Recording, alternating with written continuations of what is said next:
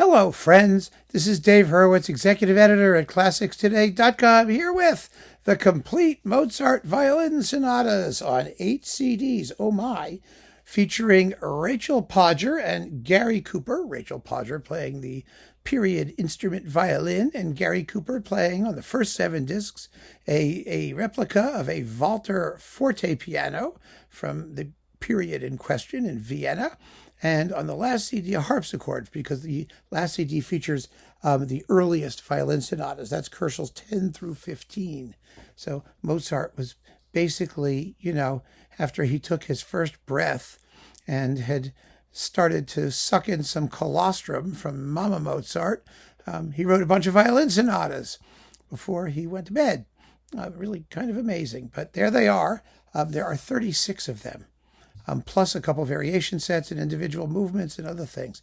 Really a substantial output. I mean, an amazing selection of instrumental works that are virtually unknown and largely looked down upon by, people even as musically astute as moi.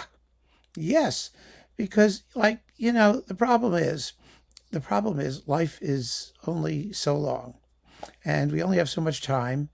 And Mozart wrote unbelievable screeching, screaming masterpieces in many other chamber media, including the quintets and his late quartets and other things, and wind serenades and God knows what else. And so to come and listen to like 36 examples of what everyone says are second-rate Mozart, you have to really like Mozart.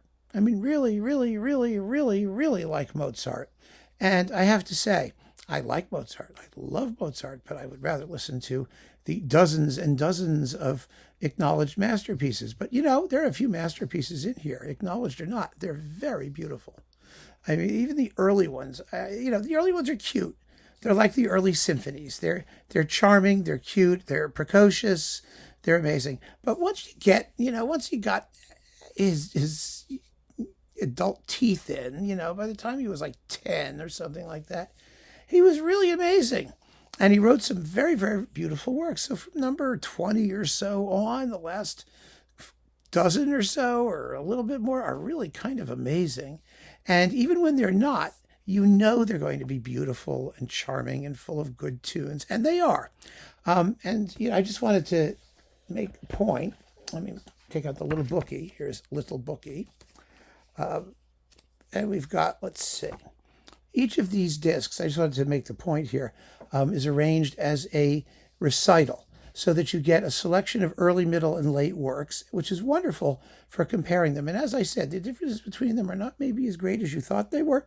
The very opening is a gorgeous, gorgeous adagio from Sonata number 27 in G major, and it is so beautiful. I mean, I remember when I first got these things on individual LPs, CDs, and I put this on, and I thought, oh God, Mozart Violin Sonatas, and it just held me for like the entire album. So you've got like numbers 37, number 1, which is Köchel 6. That was before the colostrum. And we've got, number 36, which is the last one, which is Köchel 547, a major late work. And then number 26, which is Köchel 378.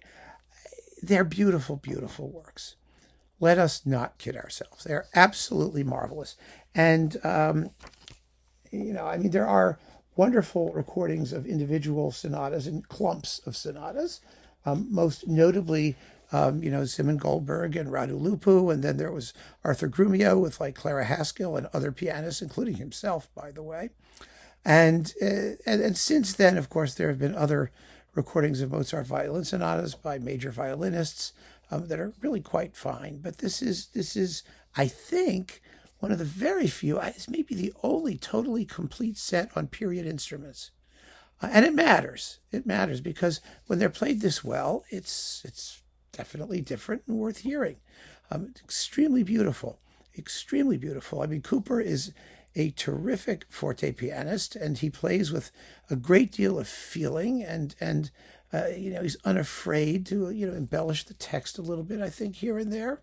I mean, I don't have the scores in front of me, but there's a fullness to these performances that's really quite striking. And Rachel Podger plays the Baroque violin just about as well as anybody does. Her handling of vibrato is very smart. I think I really do. Her tone is generally lovely. She knows how to sweeten and coarsen the tone at times, when it needs to have a little bit of extra character for emotional purposes. There's a real intimacy and give and take between the two players. It's really a beautiful set, an absolutely lovely set. And so I recommend it very strongly for people who are really into Mozart or classical chamber music, because these will surprise you. Not everything is a masterpiece, but we don't have to say that everything is a masterpiece. What we have to say is that there are masterpieces in here, and it's exciting to listen to some really unfamiliar Mozart and to hear that wonderful characteristic gift of melody and astonishing command of harmony, and make up your own minds which your favorites are. They're definitely worth hearing. So this is on Channel Classics. It's a good deal, and I really plan on spending some serious time with it. Once again, I'm happy that this was all boxed up. It deserves to be. It fills a real gap in the repertoire. So keep on listening, friends. Thanks for joining me, and take care.